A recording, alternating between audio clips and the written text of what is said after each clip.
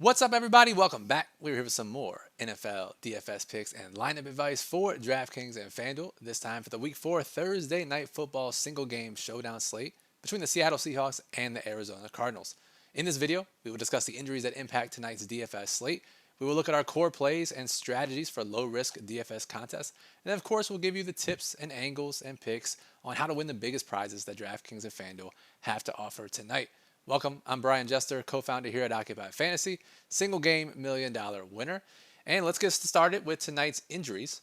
And we'll start with the visiting Seattle Seahawks. And the biggest question, probably on the entire slate, is the availability of Zach Charbonnet, their running back 1A, 1B, however you want to call it. But he is officially questionable. And now, on a short week, sometimes there are practice estimations. So the practice reports aren't true indicators of how much or how little a player practiced. But according to the Seahawks practice report, Zach Charbonnet was a full practice in all of their practices this week, Monday, Tuesday, Wednesday. So that would tend to lend us to believe that Charbonnet will be active tonight. Now, he didn't practice last week, and he missed Sunday's game with that foot injury. But we're going to assume that he's in for tonight. And we look at what happens in the first 2 weeks with Charbonnet and Walker both in the backfield. Charbonnet played 58% of the snaps in week 1, 55% of the snaps in week 2. He ran 43% of the routes, 39% of the routes in week 2. He got 53 to 55% of the rushes in both of those games. So yeah, Kenneth Walker was more efficient in week 2. And let's go up to Kenneth Walker. And Kenneth Walker ran for 105 yards on 13 carries in that week 2 matchup. But when Charbonnet has been healthy, he's been getting slightly more work than Kenneth Walker. And Charbonnet was more effective in week 1. And we saw Kenneth Walker last week when he was uber chalk on the classic Sunday main slate. Just 38 yards on 16 attempts. Salvaged his day with the 2 touchdowns against the Saints.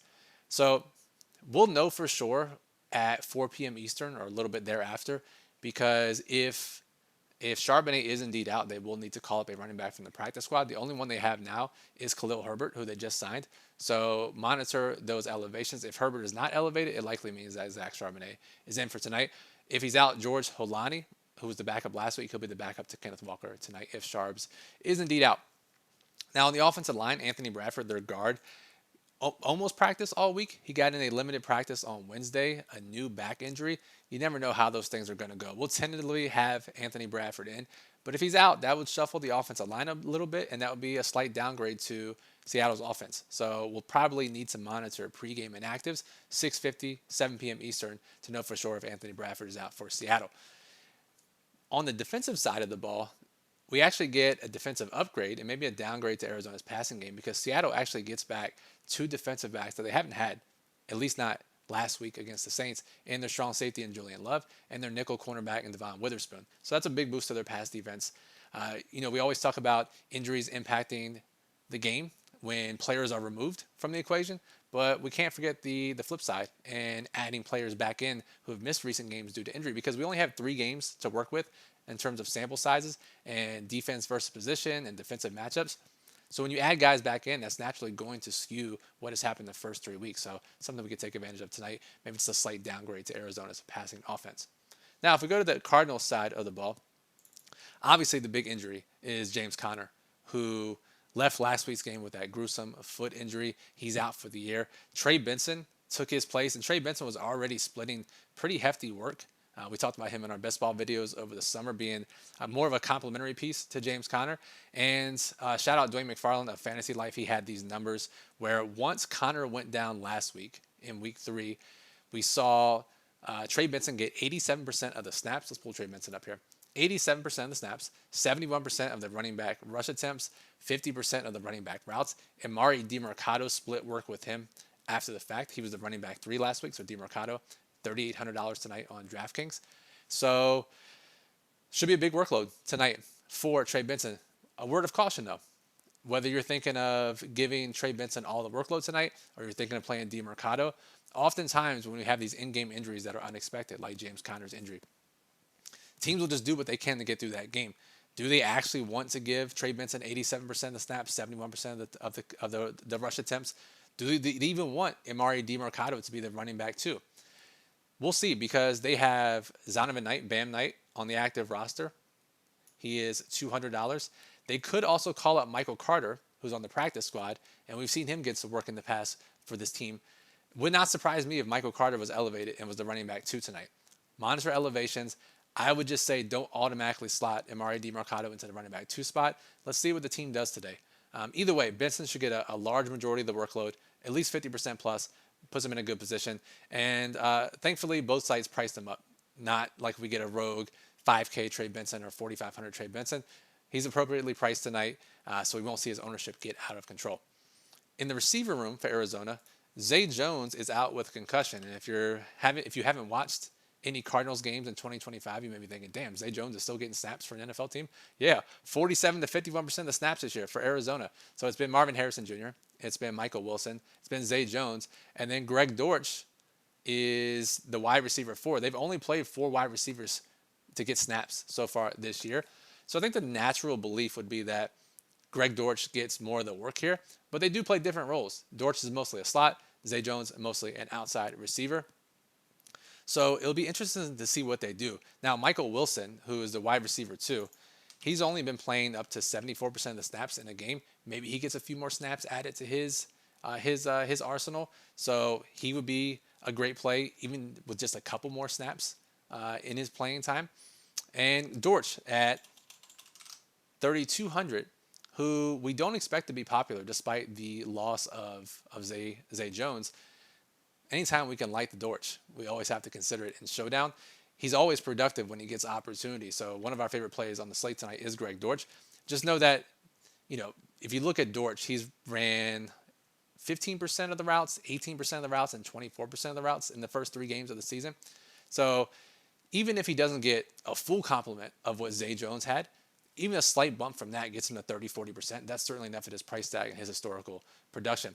The other guys they have on the roster, Simi Fehoko, minimum price, and Xavier Weaver. Both these guys have been great in preseason DFS. Fehoko's had a couple games in the pros where he's been minimum price and caught a couple passes.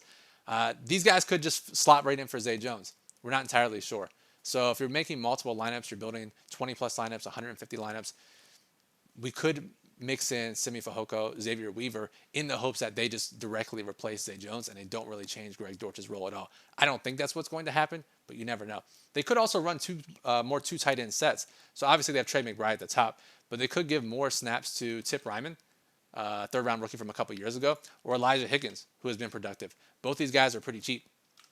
So I think I would probably make a rule of some sort of like max 1 of Ryman, Higgins, Weaver, Fehoko. That way, if one of those guys gets more run because of the Zay Jones injury, you fully capitalize. You're not punting another position in your lineup because those guys may cannibalize their snaps. All right, let's move on to low-risk contests now. 50-50s, double-ups, head-to-heads. Just have to beat half the field in DFS to double your money. And it's a little tricky with Zach Charbonnet likely returning tonight.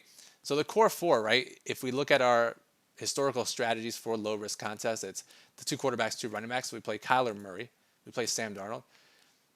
Kenneth Walker at 10,400, if he's splitting 50% of the workload, is far too expensive. We can never play him in this situation with Zach Charbonnet back, and his ownership will follow. We have him under 20% projected ownership on both sites, right around that mark. So not someone we're going to pay for an overpriced split backfield guy at his price tag. Trey Benson, 8,800. And then we would probably play Charbonnet, because Charbonnet, despite getting the same workload, is 5,400. So that leaves 4,800 left per player. You would ideally want to get JSN in here. He's the highest ceiling guy on the slate. Incredible target share through 3 weeks. So how you do this is pretty tricky. So if you don't play Charbonnet, you play JSN, that leaves you 2K left per player. You could get Elijah Arroyo, the tight end 2 for Seattle, who's going to be extremely popular tonight, especially on DraftKings. One of the only guys in this range down here who's expected to get a couple of targets. He's run 30 to 40% of the routes in each of the first 3 games this season. He'll be extremely popular in low risk and small field contests. Then you could play Greg Dortch. You could play A.J. Barner, the other tight end for Seattle. Really, the question is, you're playing these 3 guys. Do you play a JSN or Zach Charbonnet? And then if you play Charbonnet, are you playing more of a mid-range build versus a stars and scrubs with JSN? Those are the decisions you're making tonight for DraftKings low-risk contests. Now, on FanDuel, it's a lot easier to fit in these guys. We play Kyler at MVP. We play Sam Darnold. We play Trey Benson, 9,200. And we play Zach Charbonnet at 6,800. We could theoretically play, can we? No, we can't get JSN here. Maybe if we swapped Murray for Benson or Murray for Charbonnet at MVP. But now you have 65.50 left per player. You could play a couple kickers. You could play underpriced Michael Wilson. You could go even further down and play Arroyo. What would this do? Then you could play Marvin Harrison. Or if you swapped Murray and Benson, you could get up to Trey McBride. So lots of options here. I think you could easily want to get in, especially with the half-point PPR scoring. You want to get the 4 of Murray, Darnold, Benson, Charbonnet in there. Now, just in case, if you're watching this video, I'm recording this Thursday morning. If Charbonnet is ruled out, then we still probably want to get Kenneth Walker in there, especially on FanDuel. So it would look something like this. Let's get Murray at MVP. And then we'll put in Trey Benson. At least 41.50 left per player, and then we would punt with Arroyo, say. Maybe one of these guys. Gets a little tougher here. Dortch, 3K. Wilson, options. That's not bad either, because then you get a double stack with Kyler Murray. But you would want Kenneth Walker on FanDuel. I'm not sure we would get there on DraftKings still, because he's still really expensive. His price is more affordable on FanDuel. But if we did this, we're not getting much. And we know his ceiling is probably not as high as JSN's. His floor might not even be as high as JSN's in this day and age. So that's the decision you have to make. Let's just hope that Charbonnet is ruled in and we have an easier, low-risk decision to make tonight. All right. Now let's take a water sip break, and then we'll get on to the high-risk strategy portion of the show.